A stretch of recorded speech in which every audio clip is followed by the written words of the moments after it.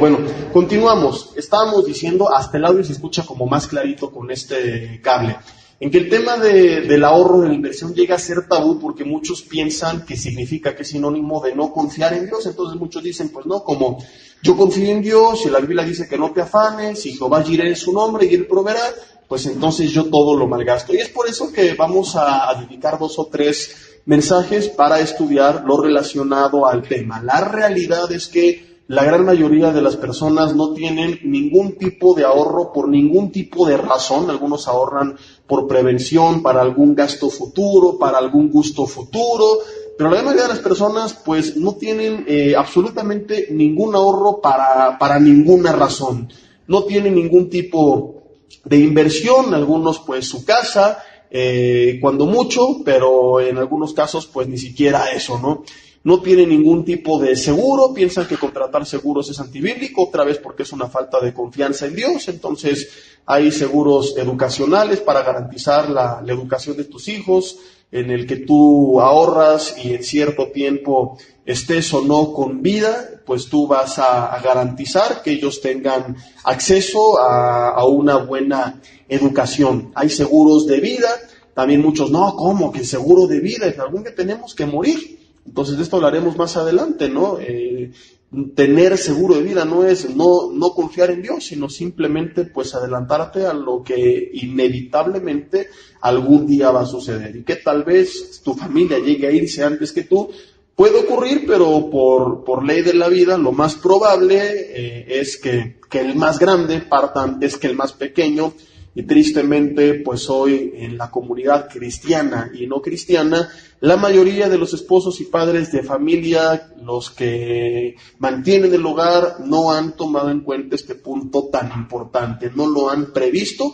¿Por qué? Porque es un gasto actual para un beneficio futuro, y como lo vamos a ver a continuación, pues la gran mayoría de las personas en esta sociedad no tiene eso en su cultura. La cultura es gasta ahorita y compra ahorita y disfruta ahorita. Hacer un sacrificio hoy para un beneficio futuro no está en nuestra mente. ¿Por qué? Porque no tenemos paciencia, porque no tenemos también muchas veces dominio propio. Entonces, como lo hemos visto, tal cual lo recibo, tal cual yo me lo gasto. ¿Qué es lo que produce esto?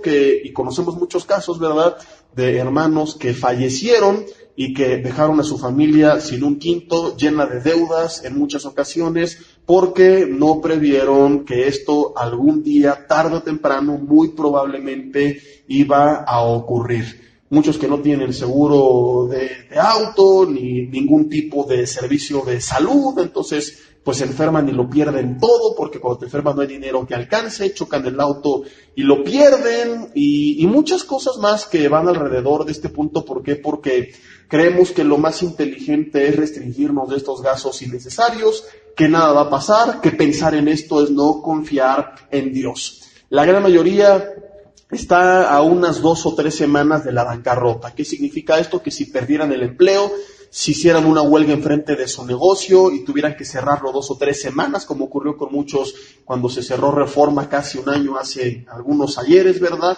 Si los de la CENTE se plantaran enfrente de tu negocio durante 2 o 3 semanas o quebrar el negocio, la gran mayoría de las personas quebrarían. Y yo he tenido muchos casos de consejería con personas que dicen, es que yo tenía un buen ingreso, pero que nunca previeron el futuro, que nunca ahorraron, que nunca invirtieron, y ocurrió esto. En cuanto pierden el empleo, pues se van a la bancarrota. ¿Por qué? Porque estaban llenos de deudas, debían todo, debían el auto, debían la casa, debían la tarjeta, hasta la cartera de donde sacan el dinero, también la deben, ¿verdad? Absolutamente todo lo deben, entonces pierden el empleo, dejan de recibir ingresos, ya no pueden pagar sus deudas y ya no pueden mantenerse. Una de las cosas que veremos más adelante es que el consejo común que dan la mayoría de los expertos financieros es que tú tengas al menos ahorros para 3 o 6 meses de gastos en caso de que tú no pudieras trabajar, de que viniera una tragedia, porque cualquier cosa puede ocurrir. Y de hecho estamos viendo las cosas al revés. Decir yo no ahorro porque yo confío en Dios es más bien una muestra de que no confías en Dios, sino que confías en ti mismo porque estás dando el futuro por cierto. O sea, todo va a salir bien. Y no estás tomando en cuenta que el Señor permite en su soberanía que en medio de un mundo caído muchas veces padezcamos tiempos difíciles, y por eso hoy veremos en su palabra que Él nos manda ser buenos administradores, y una característica de un buen administrador es que se prepara para que en caso de que esos tiempos complicados lleguen, como le ocurrió a José, que es uno de los ejemplos que veremos, él pueda mantenerse a flote. Entonces, en la mayoría de los casos, esto no ocurre. Van al día y si les hace absurdo, ¿cómo voy a guardar para si algo llegara a pasar? No, ¿cómo tener ahí dinero para 3 o 6 meses de desempleo? Al contrario, no, mejor hay que sacarlo y ahorita cambiamos la camioneta. Hay que sacarlo y nos vamos de vacaciones. Hay que sacarlo y cambiamos los teléfonos de todos. Y esto ocurre con muchas familias. Los ves con el auto último modelo, con el teléfono de moda, a la moda en todo su outfit, ¿verdad? En su camisa, en su pantalón, en sus zapatos. Y de repente de la noche a la mañana están padeciendo necesidad y dices, ¿pero por qué si estaban tan bien? Porque todo lo debían. Y esto es una de las cosas más terribles que hemos heredado a lo mejor de nuestros vecinos del norte, que anteriormente, hace algunos años, yo me acuerdo que escuchaba las estadísticas y no podía creer que el norteamericano promedio tuviera unas 8 a 12 tarjetas de crédito. Decía, ¿pero cómo? Y ahora no es el norteamericano promedio, ahora es el mexicano promedio. El mexicano promedio tiene 2 o 3 tarjetas de crédito. Hoy me hablaron de Santander, le queremos ofrecer una tarjeta. Le dije, no, la que tengo ya la quiero cancelar. No, que mire que aprovechela, no me interesa, muchas gracias. No, que no sé qué, no me esté molestando. No, eso no se lo dije, no te creas, ¿verdad? Pero ganas no me faltaban. Y te ofrecen, y te ofrecen, y te ofrecen. O sea, ya no es una por banco, ya son 2 o 3 por banco. Y Walmart te ofrece su tarjeta, y Sam's Club te ofrece su tarjeta, y Costco te ofrece su tarjeta, y tú vas a Plaza Galerías, y Plaza Galerías te ofrece su tarjeta, y Coppel te ofrece su tarjeta, y Electra te ofrece su tarjeta, y Liverpool y Sears te ofrece su tarjeta, y cuando menos te das cuenta tienes un montón de tarjetas. Entonces, la mayoría no está preparado para un tiempo difícil, porque tal cual todo lo que recibe lo ocupa en pagarlo. Cuando viene alguna enfermedad, cuando viene algún desempleo, cuando viene alguna recesión en la economía, nos vamos para abajo y decimos, Señor, ¿por qué no provees?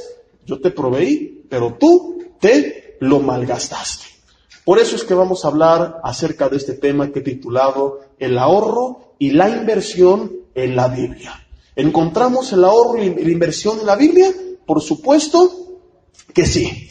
Nos quedamos en que muchos están a 2 o 3 semanas de la bancarrota, de que si pierden su fuente de ingreso no podrían sostenerse más de este tiempo. De verdad que he platicado con familias que vendieron todo y apenas les alcanzó para pagar sus deudas. Y les digo, oye hermano, pero con el sueldo que me dices que tienes, ¿no te liquidaron? Y tuviste que haber recibido una buena liquidación. Y me dicen, sí, pero es que la liquidación apenas salió para pagar algo de lo que tenía o pagar lo que tenía. Y muchos ni siquiera eso. ¿Por qué? Por no poner nuestra vida en orden. Y por eso esta serie lleva un seguimiento. Si yo primero me encargo de quedar libre de deudas y luego aprendo a ahorrar y de repente viene un golpe en mi economía, pues obvio a todos nos va a afectar y nos va a desestabilizar, pero no nos va a terminar. No nos va a tronar, ¿por qué? Porque podemos sobrevivir. ¿Sabes qué? Reduzco mi presupuesto, gasto únicamente lo indispensable, elimino muchos gastos que puedo eliminar cuando aprendimos a hacer la clase del presupuesto y no tengo deudas, no me preocupo más que por ver cómo le voy a hacer para seguir pagando mi techo si no está pagado, o la renta, o si estoy con una hipoteca y seguros de desempleo, cómo le hago para ropa y tengo, ¿verdad? Y obviamente pues no compro más. Y de una u otra forma podemos nosotros alimentarnos. Y gloria a Dios en México que el alimento más barato tiene tanta proteína, que son los frijoles. Sino cuánta gente como en África moriría de inanición, moriría de hambre. Entonces es un hecho que para comer, como sea le haces, ¿verdad? O sabes que el lunes con el primo, el martes con el tío, el miércoles con el sobrino, el jueves con el hermano, el viernes y haces tu tour de visitas familiares. Hermano, vengo a orar por ti, ¿verdad? Y le caes justamente a orar a las 3 de la tarde. O sea, para comerte las arreglas. No sé cuál es este pasaje bíblico, pero por ahí algún autor dijo donde comen 2, comen 3, ¿no? Entonces, no es cierto, no es bíblico, no lo vayan a anotar, pero para comerte las arreglas. Entonces, el gran problema que quiebra muchas familias no es que no les alcanzó para comer, sino que no tenían ningún ahorro ni siquiera para eso. Todo lo tenían comprometido en deudas innecesarias. ¿Por qué no me digas que compraste los frijoles a meses sin intereses? ¿Qué es lo que compramos? cosas que no necesitamos, o que necesitamos pero que compramos más allá de lo que requerimos. En vez de comprarme unos jeans más baratos de contado, no, yo quiero los que traen el cocodrilo aquí, aunque los tenga que pagar a 6 meses sin intereses. Y si al mes 3 perdiste el trabajo, te quedan 3 meses de seguir pagando el resto de las mensualidades. En vez de comprar un teléfono de contado, me ofrecieron el iPhone, Samsung Galaxy S, ya viene el 8 ahora. No puedo creer que cada 6 meses le cambian el triste número a estos abusivos. Y lo peor es que nosotros caemos en sus trampas. Bueno, ustedes, yo no. ¿Ustedes tampoco? Bueno, sus hijos, esos sí son los que traen los jóvenes, siempre con sus teléfonos, ¿verdad? Presumiendo a los demás. Entonces, si te alcanzó para comprarlo de contado, como ya vimos, qué bueno. Pero como no, lo saco a los 12 meses o a los 24 meses. Y cuando de repente viene una recesión a nuestra economía, por cualquier razón que puede llegar a venir, ¿qué es lo que tenemos? Puras deudas. La liquidación o la venta del negocio o el traspaso o la venta de muebles o del auto, que muchos no pueden ni venderlo porque también lo deben. Deben más de lo que lo pueden vender. Algunos deben tanto que si lo vendieran no alcanzan a cubrir. Compran un auto en 300,000 pesos, por decir algo, y ellos dieron el mínimo que te piden, que es el 10% de enganche aproximadamente, dieron 30,000 pesos. Al año de repente de pagar las mensualidades se le viene una crisis. Al año ese auto lo pueden vender en unos 210,000 pesos, pero todavía deben más de 250,000 pesos. Entonces, fíjate qué absurdo, o sea, deberías de poderlo vender y estar en paz. Ni siquiera eso. Por tomar malas decisiones, porque quiero el auto nuevo. En vez de haberle pedido al consejo a alguien, poderte asesorar y puedes haber comprado uno hasta mejor y más barato. Y que si pasa algo, lo vendes y punto. Yo recuerdo hace algunos años que un buen amigo mío estaba por comprar un auto. Esto fue en el 2011 o 12 aproximadamente, lo recuerdo por el modelo cuando salió esta línea. Y el auto nuevo que él quería costaba 390,000 pesos, era un auto deportivo muy bonito. Y le dije, ¿por qué no lo compras seminuevo? Tienen 10,000 kilómetros aproximadamente y ya lo encuentras en 300,000 pesos, te ahorras 90. Me dijo, no, está muy fácil la mensualidad y es nuevo y no es mucha diferencia. Y le dije, lo que tú quieras, pero yo te recomiendo esto, además que si lo vendes le pierdes mucho menos. Total que me acabó haciendo caso. Al año lo quiso vender y en vez de perderle, le ganó. Distinto al que se lo vendió a él, que le perdió esos 90,000 pesos. ¿Pero por qué ocurre esto? Muchos, porque de plano pues sí no pueden. ¿Cómo ahorro si apenas me alcanza para comer? Pero hay un gran porcentaje de personas que jamás lo han intentado. O que cuando lo intentaron ya estaban mal. Porque, seamos honestos, así somos en Latinoamérica, así somos en Occidente y así somos principalmente en México. Cuando recibo un buen ingreso, me lo gasto. El espíritu de Huicho Domínguez me invade y a gastarlo todo. Y luego me quejo de que no pude, pero si miramos en retrospectiva, lo más seguro es que todos, en algún momento de nuestra vida, nuestra situación, haya sido un poco mejor. Pero cuando fue un poco mejor, no tomamos en cuenta este consejo. A lo mejor no lo conocíamos. La idea es que a partir de hoy, cuando llegue esa situación, lo pongas en práctica. Si ahorita no lo es, pues ni modo. Oremos al Señor para que llegue ese momento. Hay un grupo de personas que nunca lo han intentado. Los no creyentes, ¿por qué no ahorran? Porque el ahorro es un sacrificio presente, como ya dijimos, para un beneficio futuro. Los creyentes también, porque dije los no creyentes, porque el creyente hace lo mismo, pero pone otra excusa. Quiero hablar de ambos. O sea, el no creyente dice es que es mucho sacrificio. Ahorita restringirme, no, si con esto puedo pagar la mensualidad de un auto.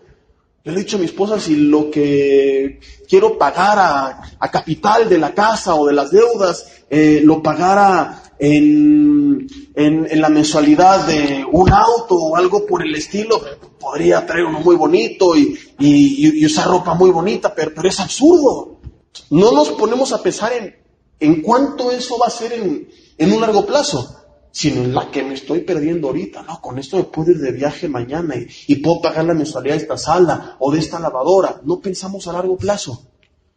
Vamos a ver la semana que entra ejercicios donde veremos, al cabo de 20 años, por ejemplo, si tú ahorraras una cantidad, cómo en ese tiempo es 3 o 4 veces más con un interés bajo.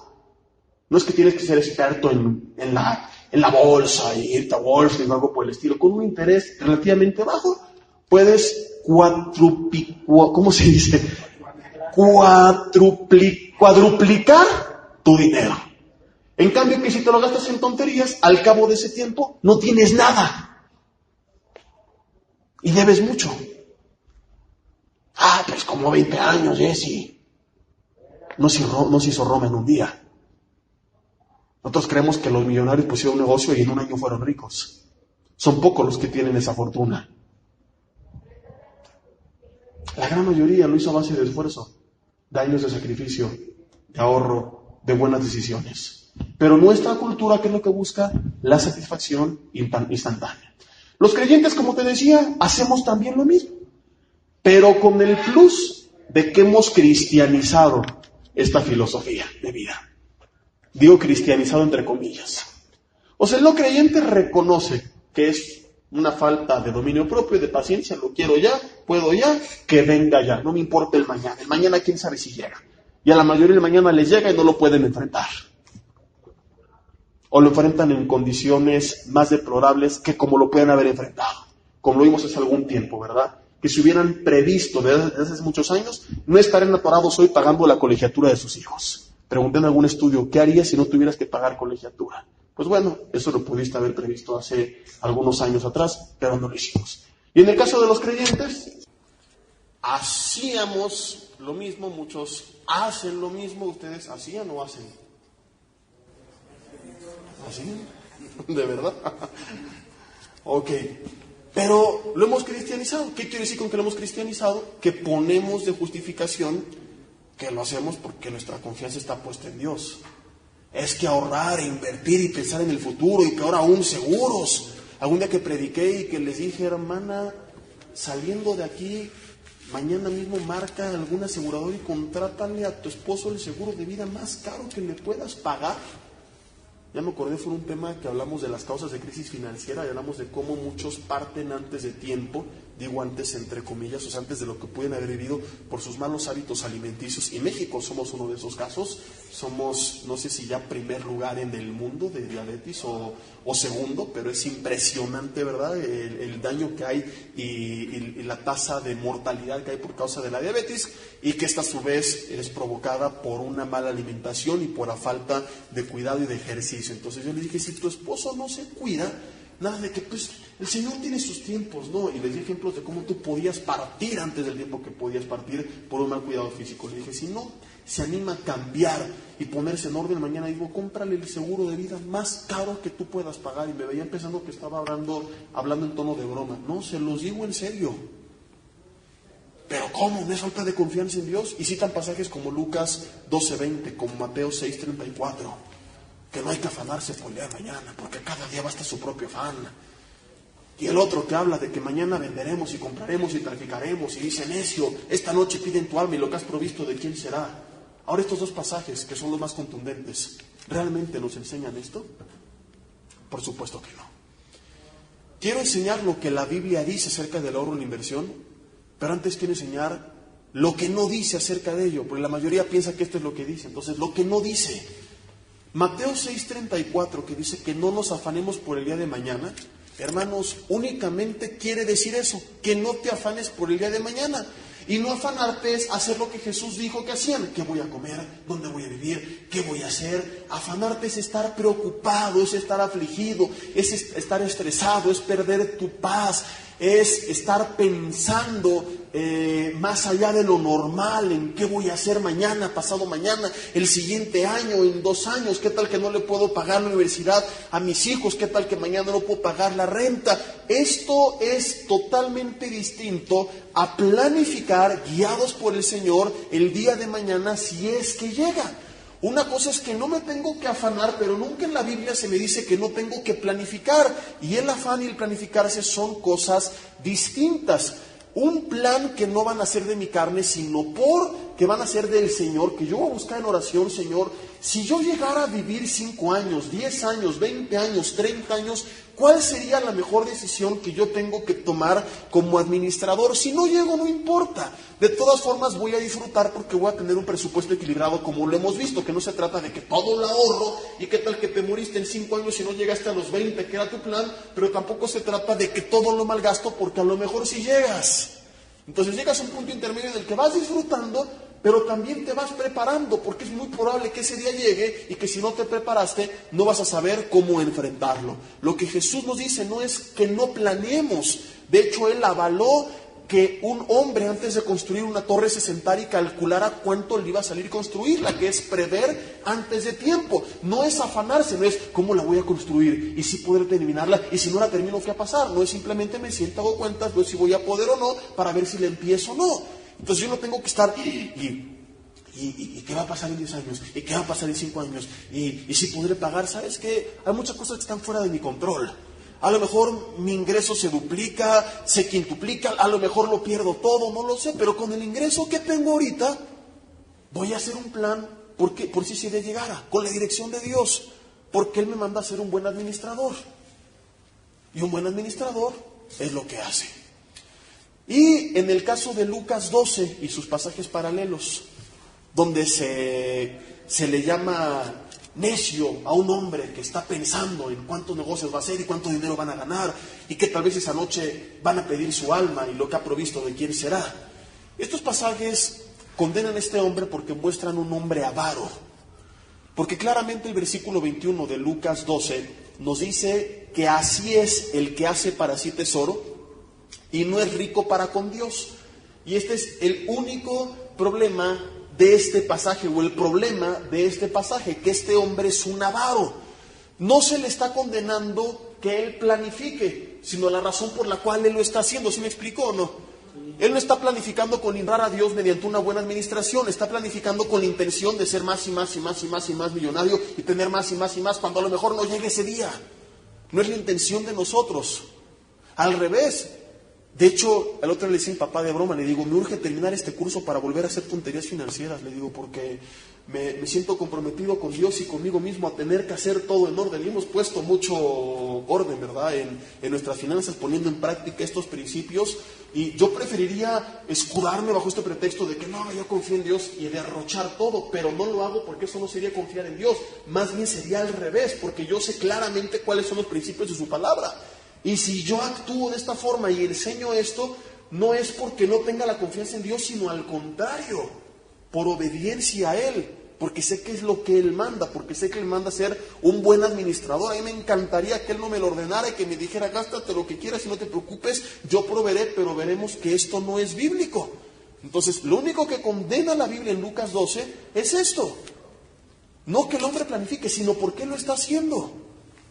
Es como Santiago que nos dice, codicia si no tienes. ¿Por qué? Porque no pides. Pides si no recibes, porque únicamente pides para gastar en tus deleites.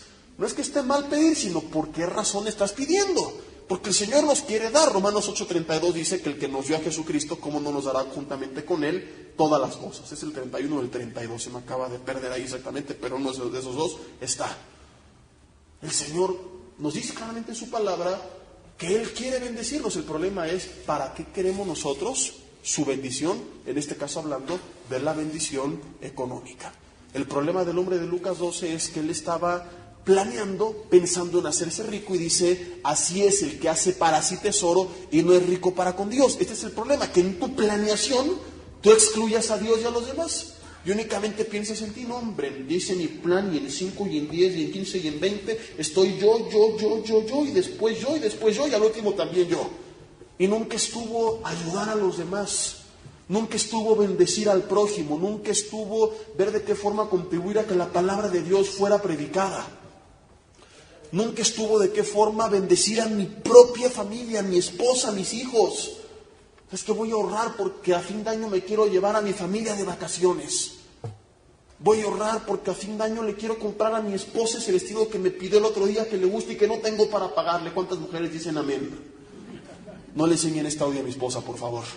Lo bueno es que está en el teléfono de mi hermana y no en el mío. Así se agarra el mío, no lo va a escuchar. Pensamos únicamente en nosotros. Yo. Entonces, A esta persona se le condena. Estos son los dos problemas. Que nos afanemos, que nos preocupemos, que nos estresemos y que seamos avaros y pensemos únicamente en nosotros mismos.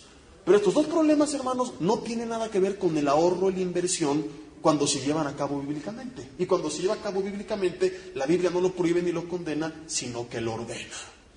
Lucas, Proverbios capítulo 21, versículo 20. Proverbios 21, 20. Que hay que gastarlo todo porque el Señor proveerá. ¿Dónde dice eso la Biblia? La Biblia dice que no te afanes y que Él va a proveer, pero también nos manda a ser buenos administradores de lo que Él provee. Proverbios 21, versículo 20. Dice, tesoro precioso y aceite hay en la casa del sabio, mas el hombre insensato todo lo disipa, que en hebreo significa destruye o devora. La persona que lo disipa todo, ¿qué es disipar? Regar. Que todo se lo gasta, que todo se lo devora. Algunos literalmente todo se lo devoran. El dineral que mucha gente gasta en las comidas fuera. El que todo lo destruye, el dinero que recibe tal cual recibe aguinaldo, y por aquí, por allá, y para todo, pero nunca pensé en el día de mañana, nunca destiné parte del mismo a la liquidación de deudas, al ahorro, a la inversión, o todo en gastar, y que un ingreso extra, y que una lanita extra, y todo me lo gasto, y lo derrocho, y lo disipo, y lo devoro. La Biblia dice que soy un espiritual porque no se afana por el día de mañana. Alguien puede decir, oye, pero Israel en el desierto, Dios les dijo que no guardaran para mañana, que se comieran todo lo que recibían porque recibían pan. Obvio que Dios no te manda que guardes una fruta ahí para que en 5 años se multiplique, pero estamos hablando aquí de otra cosa, de los recursos. Y la enseñanza de Israel en el desierto es otra. Es que nosotros no tenemos que poner nuestra confianza en lo que guardamos para el día de mañana, sino en Dios. Y Dios proveerá para cada día. Fíjate, les daba lo justo y necesario para cada día. O sea, no es que se atragantaban de tanto que era. Es que Dios les daba lo justo y lo necesario.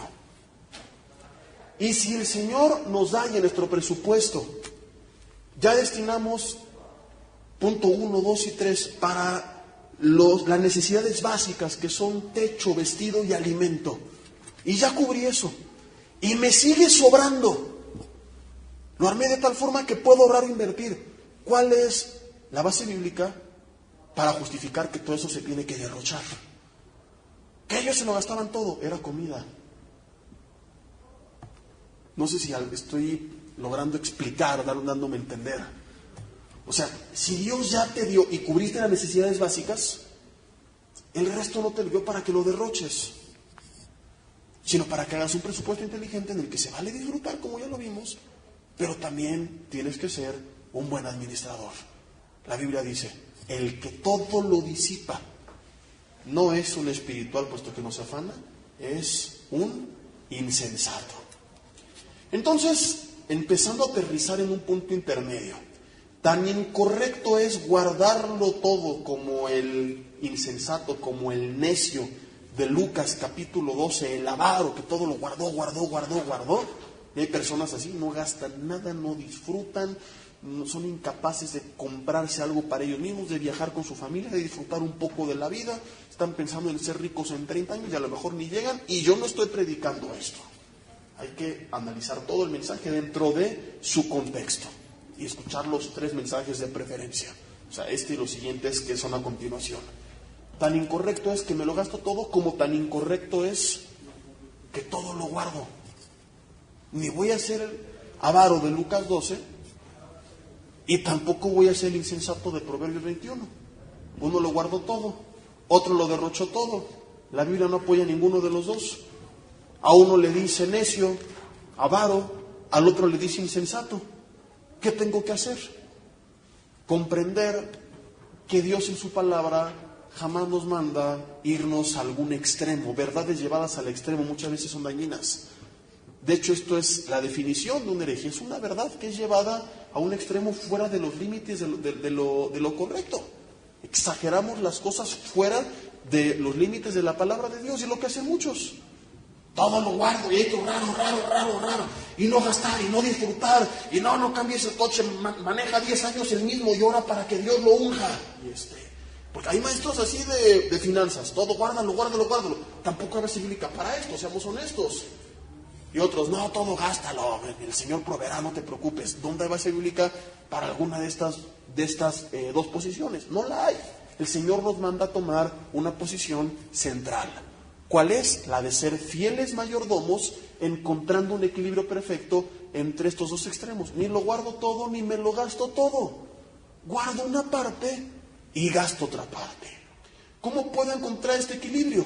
No voy a poner mi confianza en mí y hacer a Dios a un lado, que es lo que hace el que guarda todo y se olvida de Dios, ni voy a aparentar que confío tanto en Dios que me vuelvo irresponsable y lo gasto todo. Porque puedes decir, estoy demostrando confianza en Dios al derrochar todo.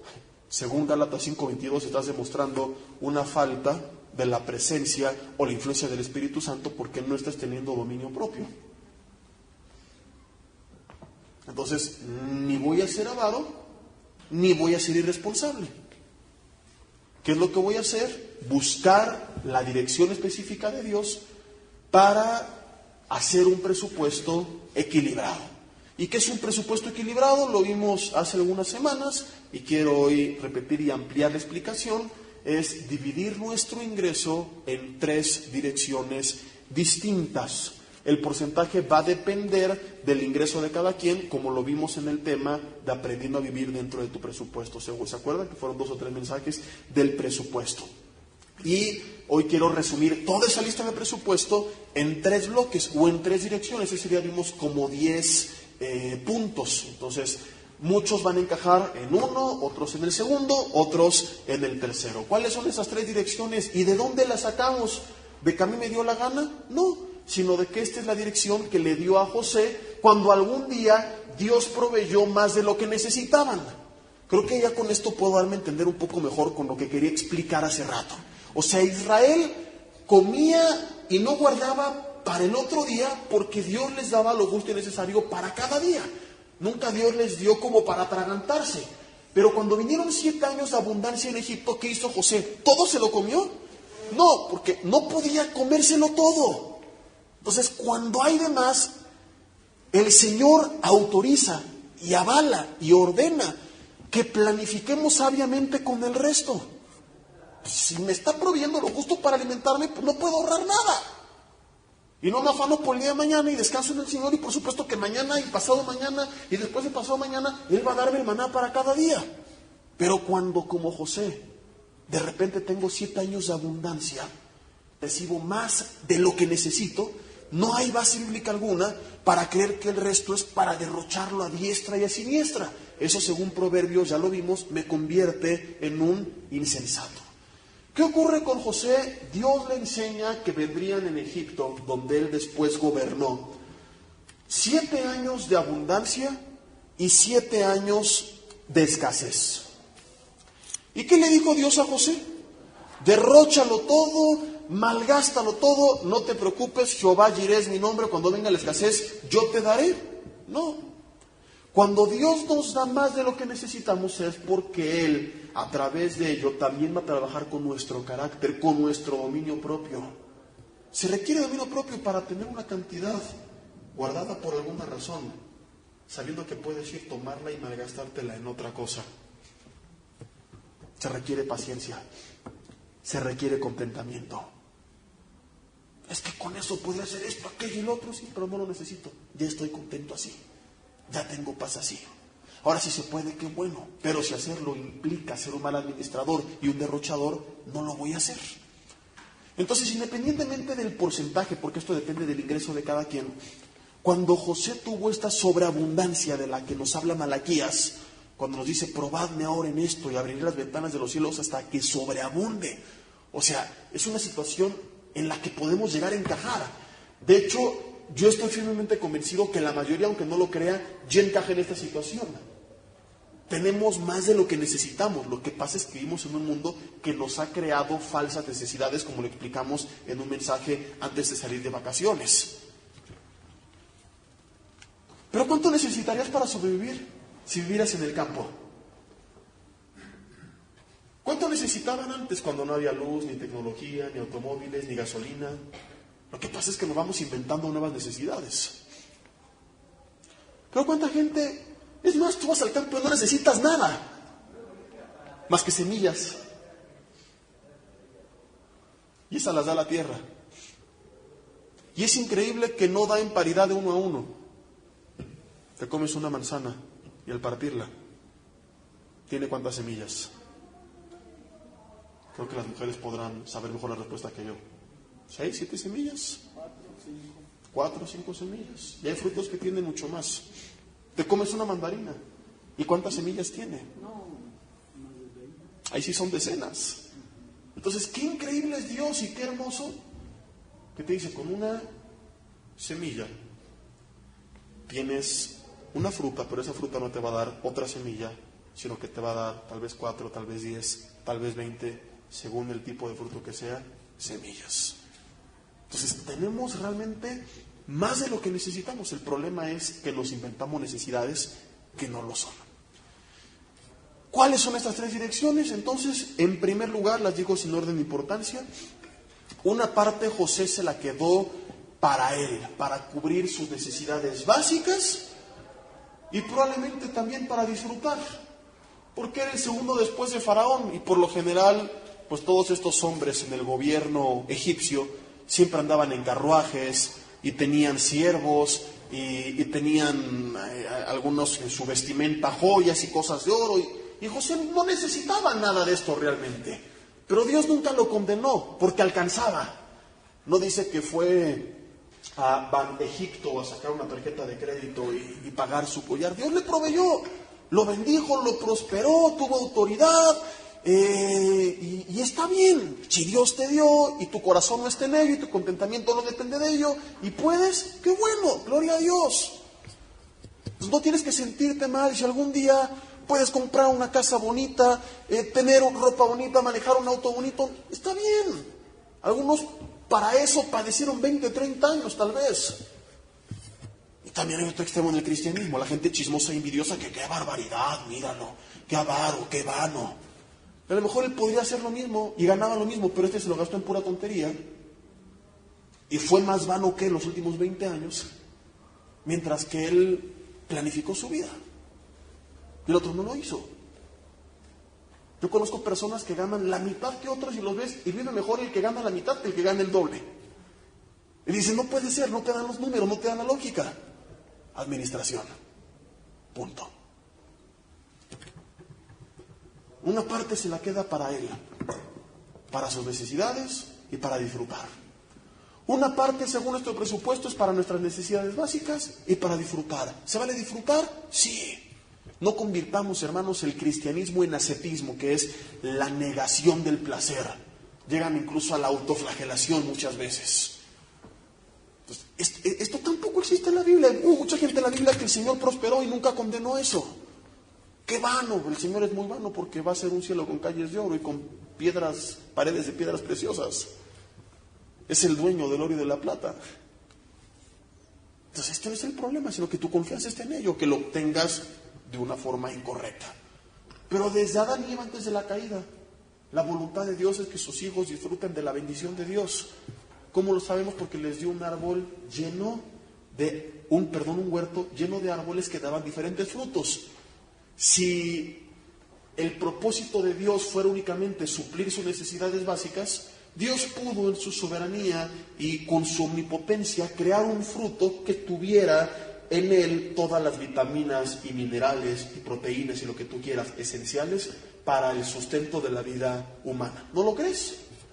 Porque hay comunidades como los menonitas, por ejemplo, los amish, que se aíslan y nada de tecnología y nada de tele y mi overol nada más y todas estas cosas pues no son de Dios. Y hay cristianos muy cercanos a este tipo de filosofía. Es vanidad de vanidades, es pecado. No te sientas mal.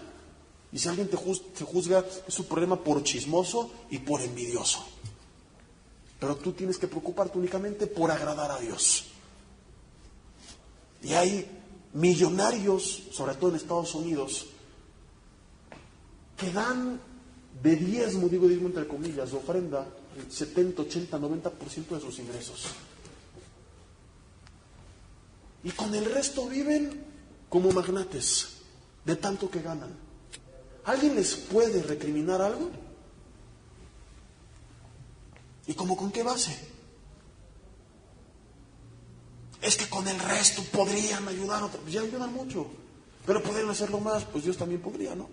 Él tiene más que ellos, Él es el dueño del oro y de la plata.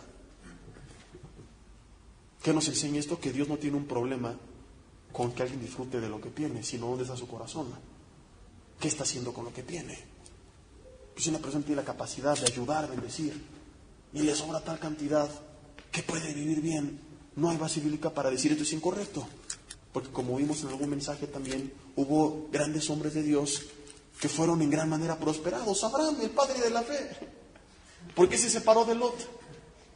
Porque eran tantos, tanto el ganado que tenían y tanto el fruto de la tierra que ya no podían estar juntos. Chocaban. Imagínate que tú con tu sobrino ponen los dos una fábrica y empieza a crecer tanto, que se tienen que separar. ¿Por qué? Porque ya estar juntos les causa conflictos de tanto que han crecido. Fue lo que ocurrió con Abraham. Y Dios no lo satanizó por eso. No le dijo, qué avaro, te hubieras quedado con Lot y con lo que tenían, estaba bien. Porque Dios proveyó, Dios bendijo.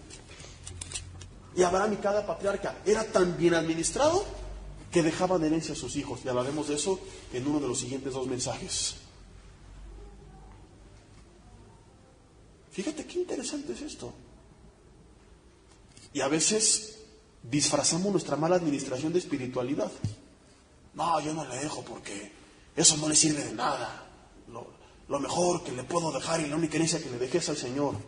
Tienes razón parcial, lo mejor que puedes dejar y lo que más le va a servir es el Señor. Pero si juntamente con el Señor les dejas una lanita, ¿a poco no crees que les va a caer muy bien? Y no hay por qué satanizar cosas como estas, que como te digo, este tema para muchos es tabú. Porque se enseña y se enseña mal. O peor aún, ni se enseña. Y dejen que cada quien se haga sus ideas de 2 o 3 versículos y no de todo el consejo de la palabra de Dios. Entonces una parte tú la puedes utilizar y disfrutar y gloria a Dios. Pero ahí dice que no tienes porque no pides, y pides y no recibes porque pides mal para gastar en tus deleites, en Santiago 4 del 1 al 4. Si tú analizas el pasaje, está hablando de los deleites mundanos, porque luego habla de la amistad con el mundo. Y de hecho con las cosas pecaminosas del mundo, porque el mundo, de tal manera Dios amó ¿a quién? Al mundo, pero no a las cosas pecaminosas del mundo. Entonces no hay que interpretar un versículo por sí solo, sino dentro del contexto del capítulo, de los versículos que le preceden y que continúan. Y claramente ahí habla de una amistad con las cosas pecaminosas del mundo. O sea, cuando alguien pide porque quiere tener dinero para invitar a los cuates a emborracharse, o tener una casota para humillar a los demás, manejar un auto para ser soberbio y para ser altivo. Pero cuando tú quieres para bendecir, gloria a Dios. ¿Sabes que hay unos hermanos que hace más de un año me dijeron, Jesse, estamos empezando a hacer nuestra casa en Los Encinos? Gloria a Dios, qué bonito. Pero ¿sabes qué me dijeron? Me fascinó que el primer día que me dijeron, por favor dinos, ni siquiera habían avanzado más del 50%. Ya me estaban diciendo, ¿cómo le hacemos para que sea un estudio bíblico? Queremos que ahí se disipula matrimonios, queremos ponerla al servicio de Dios. Muchas personas, Dios es en lo primero que piensan. O sea, le estaban imaginando en el parrandón que iban a hacer, en sus amigos impactados al estar en su salota, o las borracheras. No, ni siquiera habían avanzado más del 20% y ya estaban pensando que iba a ser un lugar donde se enseñara la palabra de Dios. Y están a punto de terminar y me contactaron hace poco. Y estamos a punto de terminar. ¿Cómo le hacemos para que se dé un estudio bíblico ahí? Entonces, qué bueno cuando alguien quiere prosperar y prospera. Y lo primero que piensa es en Dios. Que alguien tiene un auto bonito y dice, a ver, ¿quién de la iglesia va por donde yo vivo? Y si vengo con mi familia, pues le puedo dar raya, hombres y mujeres. Si soy hombre, pues a ver a qué hermano. Si soy mujer, a ver a qué hermana. Pero muchos únicamente piensan en ellos. Y esto es lo que está mal, que pensemos en nosotros. Nada más.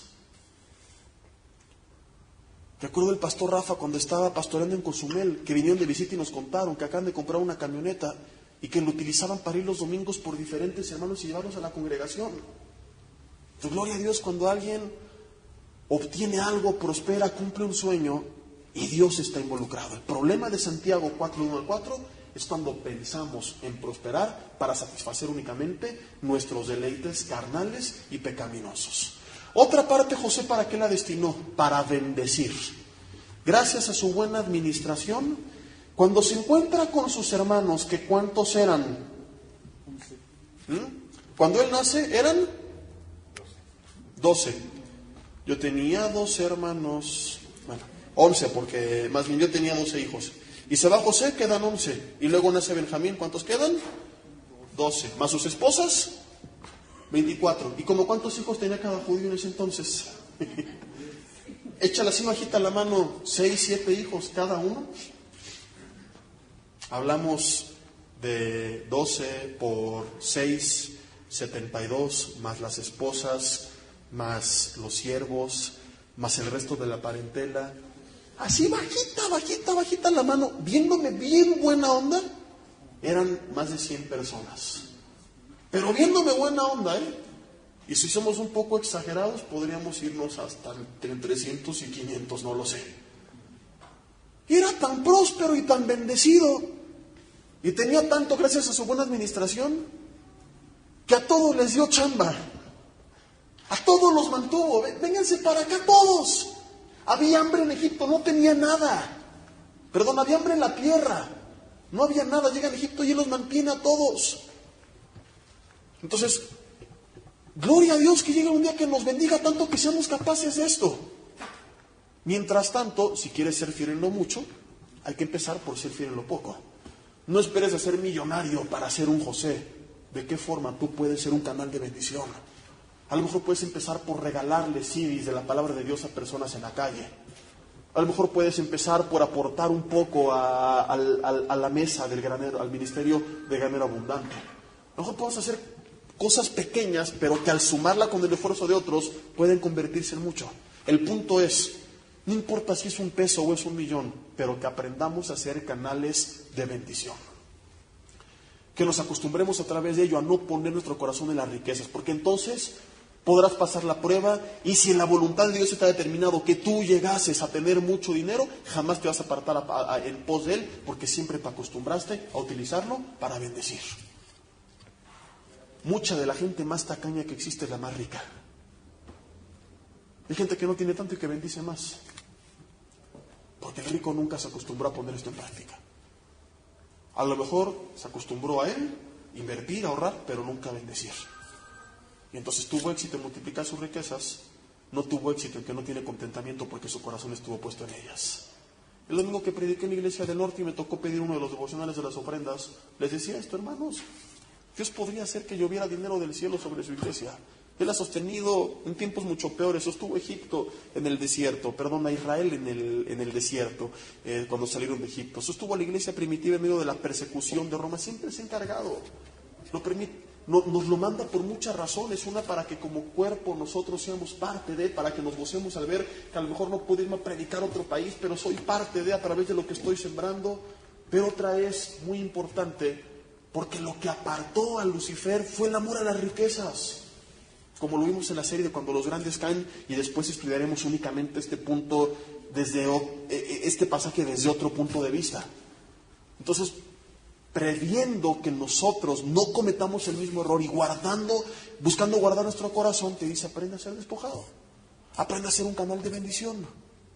Al principio a lo mejor te va a costar trabajo, luego te vas a acostumbrar y lo vas a hacer con alegría y vas a disfrutar.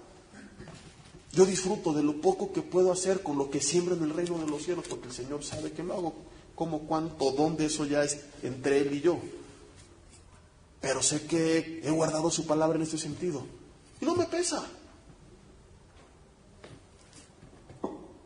Pero muchos dicen, es que si yo gasto esto en ayudar, me va a alcanzar para menos. Y según sus sumas y sus cuentas, si todo lo guarda, le va a alcanzar para más. No están tomando en cuenta que si involucran a Dios, en vez de sumar van a multiplicar. Dicen, síguele tú solo. Sigue sumando, a ver hasta dónde llegas. Y a ver qué haces con las restas. Porque la Biblia dice que si somos fieles, Él va a reprender al devorador y al saltón y al revoltón y todas esas plagas que estudiar cada uno en particular es interesantísimo, de cómo devoraban la cosecha. Entonces el Señor nos guarda también de gastos innecesarios. ¿Te quieres apartar de mí, vivir en pecado? Adelante. Y hemos visto un montón de pasajes donde la Biblia confirma que cuando alguien vive en pecado pierde la provisión de Dios, la bendición de Dios. ¿Quién mora bajo la sombra del Omnipotente? Únicamente el que habita al abrigo del Altísimo.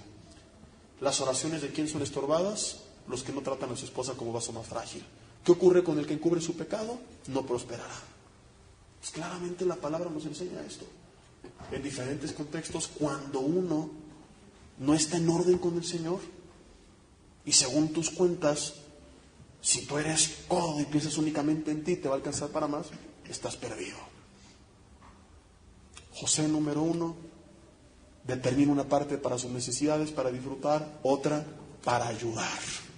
Ahorita con el de al lado, velo a los ojos y dile, dice la Biblia que tienes que bendecir. Así que terminando el mensaje, me invitas unos tacos.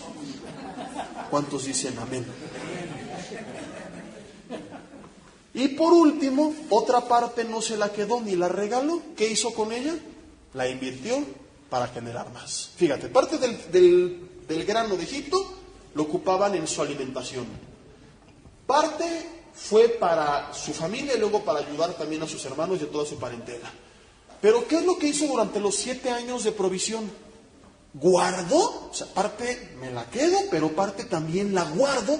Y cuando llegan los 7 años de abundancia, ¿qué hizo con lo que guardó? Perdón, los 7 de escasez. ¿Qué hizo con lo que guardó? Lo vendió y generaron más de lo que ya tenían. Porque además hay algo que conocemos como la ley de la oferta y la demanda. Mientras más demanda y menor oferta, le inflan los precios al producto.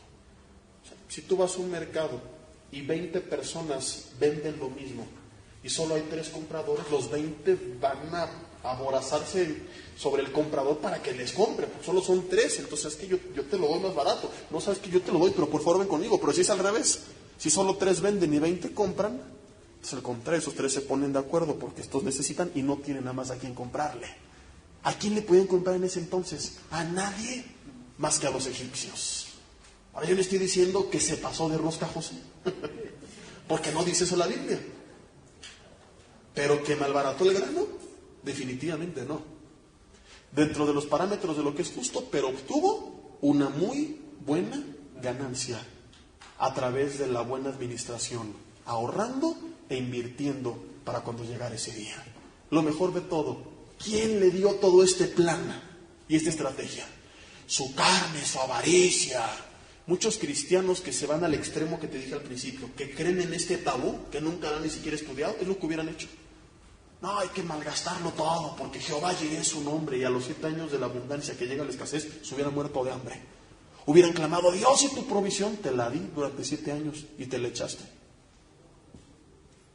Pero que tú proveerás, proveí. Pero el futuro también. Pero iba a proveer de otra forma. A través de tu buena administración. O si vas a ser tú el instrumento que yo iba a utilizar. Y te ordené esto para que aprendieras a ser un buen administrador y a tener dominio propio y a tener contentamiento, pero no lo hiciste. Entonces ahora tienes que pasar por un tiempo automático de disciplina. Y no cabe duda que toda persona que está pasando una crisis, si algo aprende de ello, y ese miedo de lo malo, lo que siempre aconsejo, bueno, de aquí tomo una lección para cuando vengan buenos tiempos, no vuelvas a cometer 2 veces el mismo error. Ya no te rasgues las vestiduras, y si yo hubiera hecho, no lo hiciste. Te comiste todo el grano, quemaste otra parte, apostaste otro resto. Empieza a ser un buen administrador y a ser fiel en lo poco. Y si algún día Dios te concede otra vez tener más, por favor, aprendamos de la lección. Entonces, en tercer lugar, una parte, cuando hay esta provisión sobreabundante, es importante, como José, no invertir por invertir, sin sentido ni sin razón, que es lo que hacía el avaro de Lucas 12. No se trata de que pues voy a ser millonario, invertir. ¿Por qué? Porque sí. No. Invertir por un propósito. Y que ese propósito sea determinado no por tu carne, sino por la dirección de Dios. Porque José también, seamos honestos, fue dirigido claramente por el Señor. Y le dio una razón para ahorrar. Una razón bíblicamente aceptada. José no dijo, voy a ahorrar para que ser el más rico del reino, pensando en su vanagloria. Voy a ahorrar para destruir a mis enemigos. Él pudo haber pensado, voy a guardar para que cuando lleguen mis hermanos, tener 12 guardaespaldas y que se surtan a cada uno. No, ahorró, invirtió por un propósito. Pues invirtamos y ahorremos por un propósito. No te inventes propósitos. Busca la dirección en oración y en la palabra de Dios. ¿Para cuál es ese propósito? Dialogando con tu familia, platicando con tu esposa. Pueden ser ahorros para corto, mediano y largo plazo. Y puede haber muchas razones. Y de eso hablaremos la próxima semana. ¿Para qué ahorrar? Ahorrar por ahorrar no es bíblico. Hay que ahorrar por una razón determinada. Hablaremos acerca de la hormiga y otros pasajes interesantes que nos van a enseñar para qué ahorrar, cómo lo podemos hacer, cómo puedo empezar y luego en qué puedo invertir, qué pasaría con ese dinero a largo plazo si lo invierto y qué puedo hacer con él en ese momento. Y después nos preguntamos, bueno, oré, sentiste mi corazón, tengo este plan, ¿es bíblicamente lícito? ¿Sí o no? Vamos a ver cosas bastante interesantes. Mientras con esto nosotros concluimos. Para Dios te damos gracias por esta enseñanza. Te pedimos perdón si nos hemos ido a alguno de los dos extremos. Si hemos sido el avaro de Lucas 12, que todo lo guarda sin sentido, ni razón, ni propósito. Señor, que se justifica diciendo que en tu palabra se nos manda a ser buenos administradores, Padre, para mantener su avaricia. Perdón, Señor, si nos hemos ido a este extremo, que muchas veces también se ha predicado. Ahorra, ahorra, guarda, guarda, guarda. Esto no es bíblico, Señor.